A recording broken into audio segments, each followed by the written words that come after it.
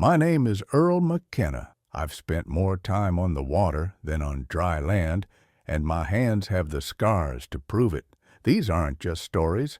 They're pieces of a life lived by the tide. So pull up a chair and let me tell you about the sea and the secrets it keeps. The sea, she can be a fickle mistress. For 50 years, I thought I knew her moods, her rhythms, the secret addresses where the cod and haddock held their private meeting. But that autumn, she was giving me the silent treatment. Day after day, I'd take the sea serpent, a boat that's seen more sunrises than most folks have had hot breakfast, out to the old grounds, the places my father showed me and his father before him. And day after day, my nets came up looking like they were meant for catching ghosts, empty, limp, dripping with nothing but cold, indifferent salt water. The diesel engine would chug a lonely tune on the way back to port, a rhythm of failure that was starting to seep into my bones. You get to a certain age, you start to think you've earned a kind of understanding with the world. That season, the world was telling me I didn't know a thing. It was on one of those gray, fruitless afternoons that I heard the talk. I was down at the docks mending a tear in a net that was more patch than original weave, my fingers moving on their own while my mind was somewhere out on the barren shoal. A group of the younger fishermen, full of coffee, kind of confidence that hasn't been tested by a true nor'easter, were laughing loud and scare the gulls. They were talking about old Reed, a fellow who's been around even longer than I have, and how he'd been spinning one of his yarns. They called them dock tales, a polite way of saying lies. Heard the one about Gideon's folly? One of them said. A kid named Jasper, with a smart look on his face. He mimicked a quavering old voice. A cold that don't come from the wind, a darkness that swallows the light. They all broke out laughing. I kept my head down, my shuttle flying through the mesh, but my ears were wide open. Granddad used to tell that one, another piped up. Said the old iron mine collapsed in a storm back when the country was still wearing diapers. Sometime around 1800, he figured.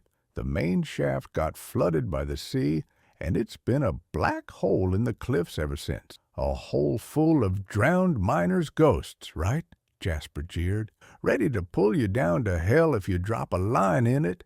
The laughter that followed had an edge to it, the kind of sound men make when they're trying to convince themselves they're not afraid of the dark. I'd heard the stories, of course. Everybody who grew up on this coast had. Gideon's Folly wasn't just a place, it was a cautionary tale, a piece of our local folklore. The mine was an ambitious and, as it turned out, a foolish venture. Gideon was the name of the man who owned it, a fellow so consumed by pulling iron from the earth that he ignored the warnings of the sea at his doorstep. He pushed his men to dig deeper, faster, chasing a vein that ran right out under the seabed. The old-timers I knew as a boy, men whose faces were mapped of hard lies, they told the story differently than these kids. They said the miners who worked those tunnels didn't talk about ghosts. They whispered about other things, shadows that seemed to move on their own in the lantern light, stretching and torting in ways didn't match.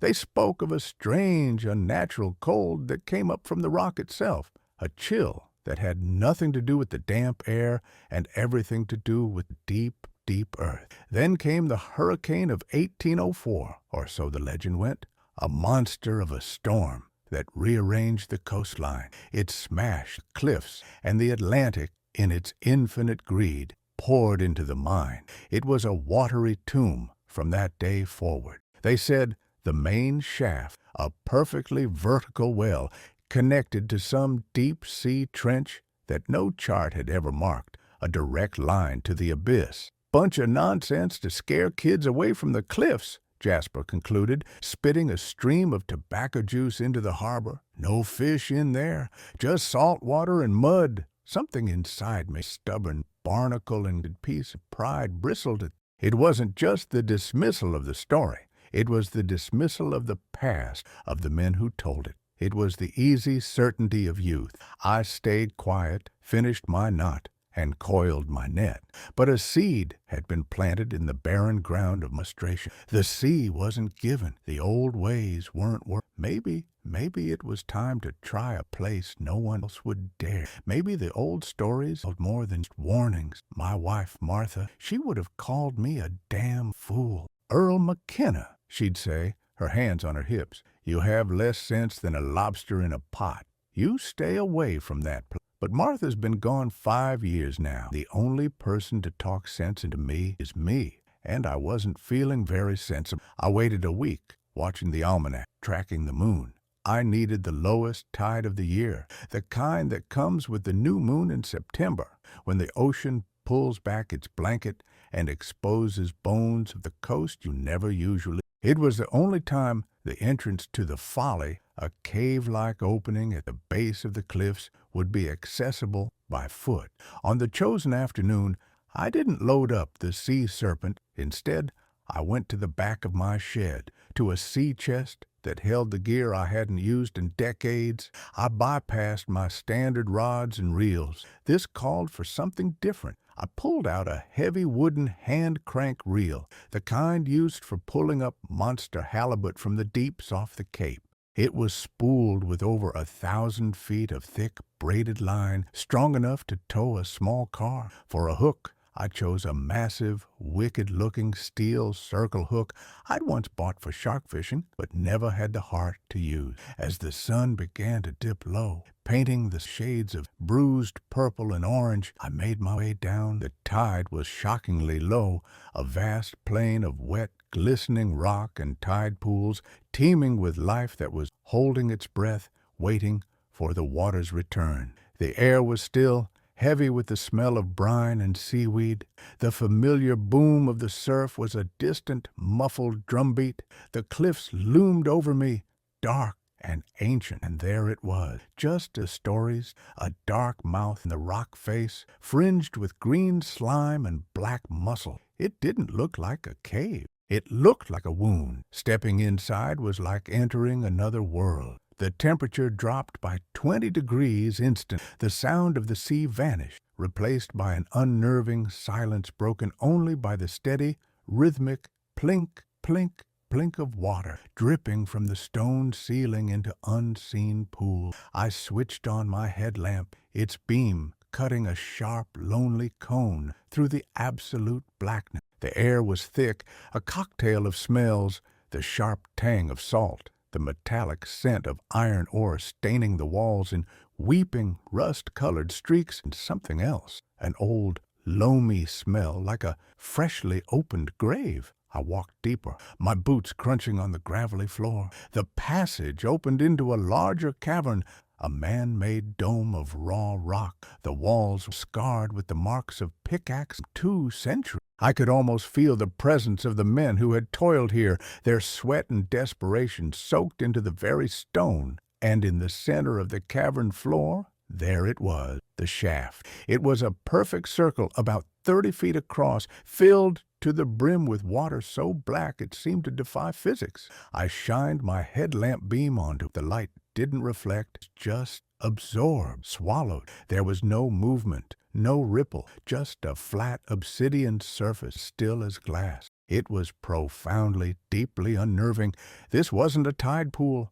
This was the top of a well that led straight down into the cold, forgotten heart of the earth. I stood there for a long moment, the foolishness of my errand washing over me. Jasper and his friends were right. This grave, a place of bad history and bad, but I'd come this far. My pride wouldn't let me turn back with my line still dry. Setting down my lamp to illuminate the area, I took out a fat, oily mackerel from my satchel and threaded it onto the giant hook, the bait looking absurdly small against the steel. My hands, usually so steady, had a slight tremor. I told myself it was the cold. I stood at the edge of the shaft, swung the heavy line once, twice, and then let it fly. There was no splash, just a quiet plop as the bait and sinker broke the surface tension and disappeared. The line began to unspool from the heavy reel in my hands,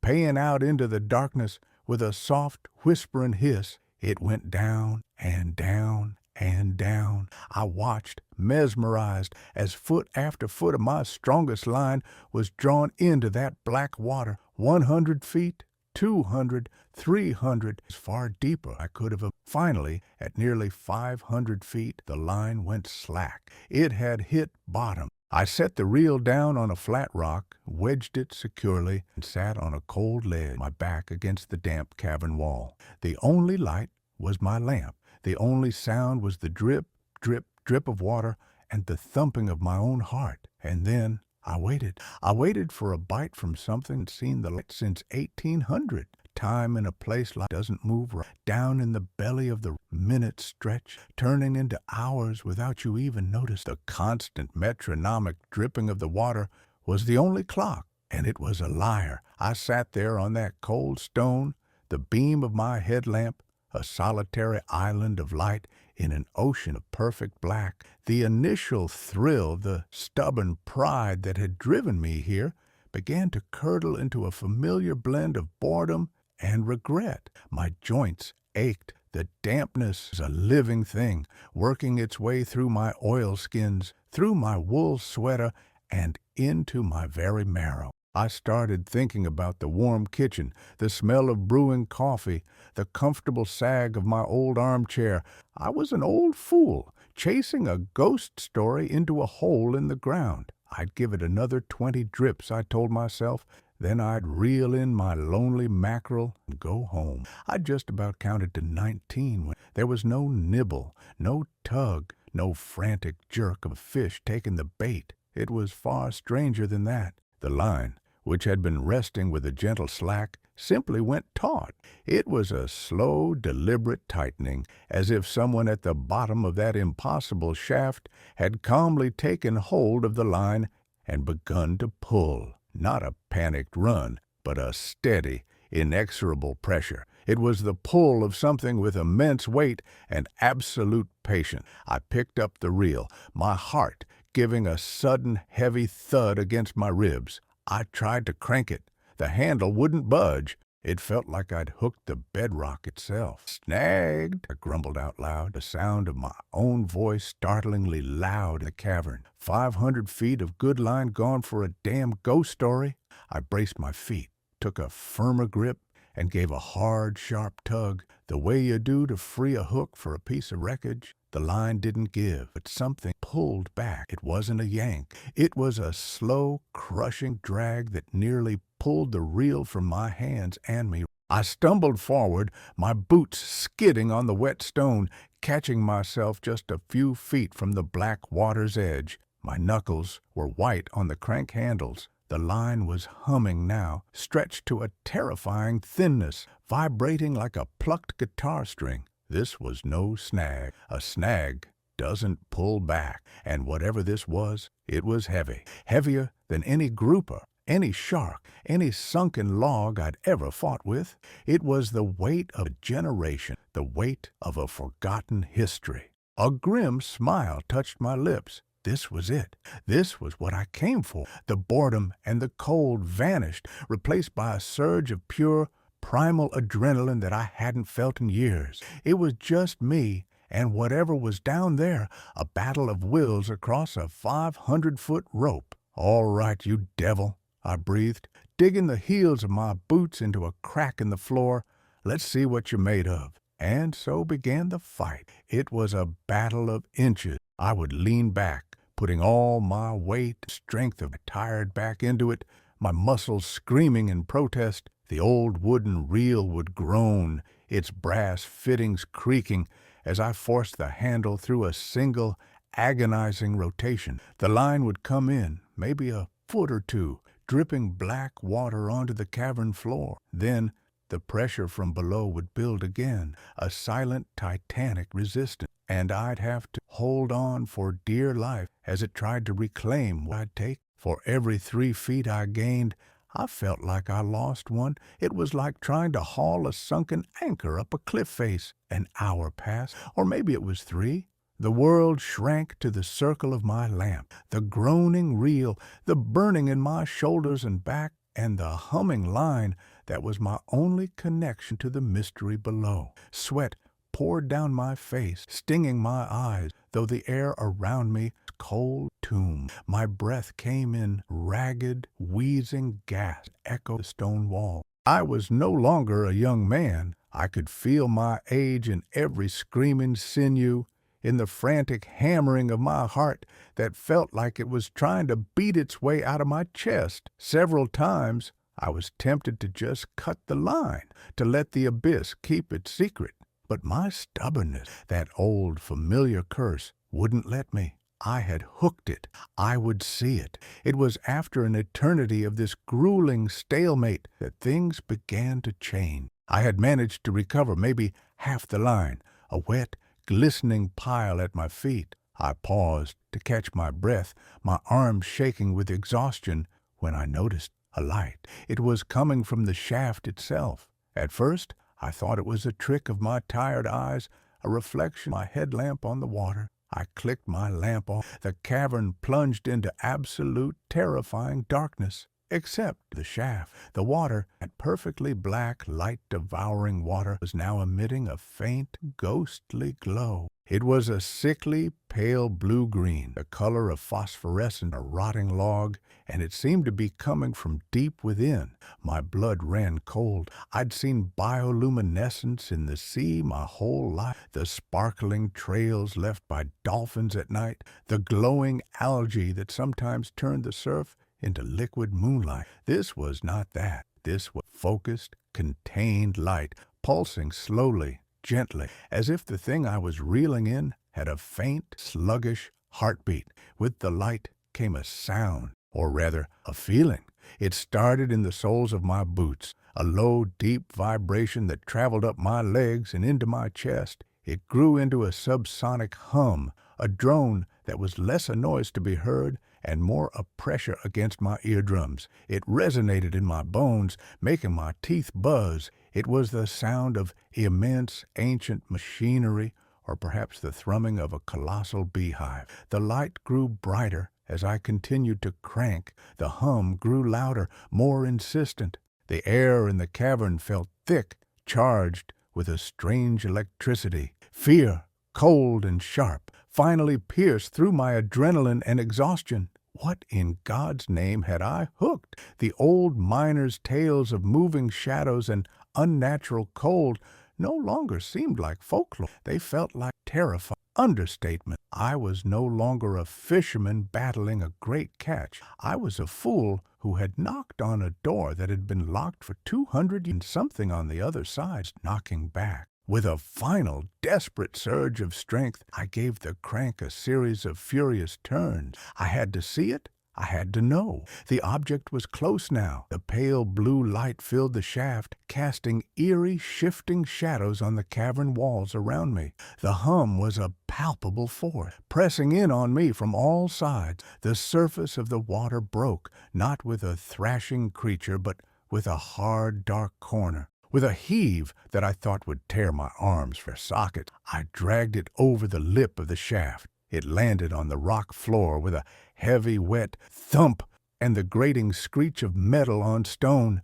I stumbled back, panting, my legs threatening to give out. My headlamp beam, shaky in my exhaustion, fell upon my prize. It wasn't a fish. It wasn't a monster. It was a chest. It was a trunk about the size of a sailor's footlocker, made of a dark, pitted iron held together with thick black bands. It was covered in a century of oceanic grime, a thick coat of barnacle, tangled seaweed, and a slimy, dark mud that seemed to absorb the light. The lock was a massive, intricate thing of rusted brass, of a design I'd never seen before, clearly hand-forged. The hinges were thick, powerful, built to withstand pressures I couldn't imagine. It was a thing of immense age and strength, but that wasn't the most disturbing part. The blue-green light wasn't just coming from the water, it was coming from the chest itself, leaking out in faint, pulsating streams through the seams around the lid, and the low, resonant hum, the vibration that still buzzed in my bones, was emanating directly from within its iron wall. I just stood there, spelled, the sound of my own ragged breathing loud in the cavern. My gaze was fixed on the iron box. It was a solid, undeniable thing, a piece of a forgotten century sitting on the rock at my feet. The faint, blue-green light that leaked from its seams pulsed in a slow, steady rhythm, like a sleeping lung. The low hum it emitted was a physical presence, a vibration that made the gravel around it tremble almost imperceptibly. With a hand that shook from more than just exertion, I reached out and touched. The iron was colder than the cave air, a deep, profound cold, like it was actively leaching the warmth from my fingertips. Slime and mud felt ancient, undisturbed for generations. My first thought, I'm ashamed to say, of treasure. Gold doubloons, pirate jewels, a king's ransom, lost to the sea. My mind, tired as it was, spun with fantasy, comfortable old age of never having to mend another net or worry about the price of diesel. The temptation was a physical thing, a hook in my own gut. All I needed was a crowbar, a hammer. I could smash that ancient lock and spill the secrets of 1800 onto the cavern floor. I knelt, running my lamp over the lid, looking for a weak point, and that's half obscured by a cluster of calcified barnacles was a symbol deeply etched into the iron. It wasn't a maker's mark or a family crest. It wasn't a letter or a number. It was a shape that gave me a deep, instinctual jolt of unease. It was a series of interlocking circles and sharp angular lines that seemed to twist and fold in on themselves in a way that hurt the eyes to look at directly. It felt wrong. It was a design that had no place in the world I knew. It spoke of a geometry different from ours, a logic born in a place without light. And then, like a rogue wave hitting the side of a boat, the realization crashed over me. The old story, the whispers of the miners, the shadows that moved on their own, the cold that didn't come from the air. It all snapped into place with a terrifying clarity. This chest, its purpose wasn't to protect something of value from the world. It would protect the world from what was inside. This wasn't a strong box. It was a cage, a prison cell, forged of the very iron the miners had. Gideon, Folly. The name suddenly had a new, horrifying meaning. His folly wasn't just digging a mine too close to the sea. His folly was digging too deep. He and his men had broken through into something they were never meant to find. And whatever that thing was, whatever it did to the light and the air and shadows in those tunnels, it had terrified them so profoundly that their only solution to build this iron sarcophagus, lock the thing inside, and leave it at the bottom of the deepest shaft. Then the sea came, a convenient accident, or perhaps a desperate final prayer, and buried the whole damn mistake under 500 feet of black water. The low hum seemed to grow loud and insistent, almost like a whisper trying to worm its way through the iron and into my mind. Blue light pulsed a little fast. Was it aware? Did it know it was near the surface for the first time in 2 centuries? The thought sent a jolt of pure terror through me that was colder than the chest itself. What would happen if I opened it? What would I be letting loose? What kind of shadow, starved for 200 years, would emerge from that box? At that moment, I felt a splash of cold water around my ankle. The tide. I had been so consumed by the fight and its aftermath that I hadn't noticed. The sea was returning. The patient, inexorable sea was coming back to claim its territory, to seal this tomb once more. The water was already a few inches deep on the cavern floor, swirling around the chest. I didn't have hours. I had minutes. My choice was clear. There was no treasure in that box worth the risk. Some secrets are buried for a reason. Some doors should never, ever be opened. My dreams of gold turned to ash. There was only one thing to do. With a groan that came from the depths of my soul, I put my shoulder to the chest. It was brutally heavy, and my spent muscles screamed in agony. For a moment, it wouldn't budge, its iron mass seeming to cling to the rock. Go on. Get back to hell, I grunted, shoving with every ounce of strength I had left. The chest scraped, grated, and then slowly, reluctantly began to slip. I pushed it across the remaining few feet of stone, my boots slipping in the rising water until it reached the lip of the... It teetered there for one long eternal second. Then, with a deep, resonant gloop, it tilted over the edge and plunged back into the black water. It didn't sink quickly. It seemed to hang a glowing blue column of its own light, descending with a slow, almost graceful... The humming faded, the vibration in the rock receded, the pale light shrank, becoming a distant star, then a pinprick, and then it was gone. The water was once again a perfect lightless. The silence that rushed back in was so complete, it was like a physical blow. The only sound was the drip, drip, drip of the cavern and the sloshing of the tide around my legs. I didn't wait around. I grabbed my reel and the pile of wet line and scrambled back through the passage, the water already up to my shins. I emerged from the mouth of the cave just as the first proper wave of the high tide crashed against the opening, sending a plume of spray into the twilight air. I turned and watched as the sea reclaimed the wound in the cliffs, the entrance to Gideon's Folly, disappearing beneath the churning surf. The secret locked away once more. I never told anyone the real story of what I caught that day. When Jasper and the others asked why, I came back empty-handed and looking like I'd wrestled a ghost, I just shrugged and told them I'd hooked onto a big piece of old mining equipment and had to cut the line. They laughed, of course. Just another one of old Earl's dark tales. And I let them. Sometimes, when the wind is just right, the tide is low, I think I can still feel a faint vibration in the soles of my feet when I walk that stretch of coast, a low hum from deep within the earth. And I know I did the right thing.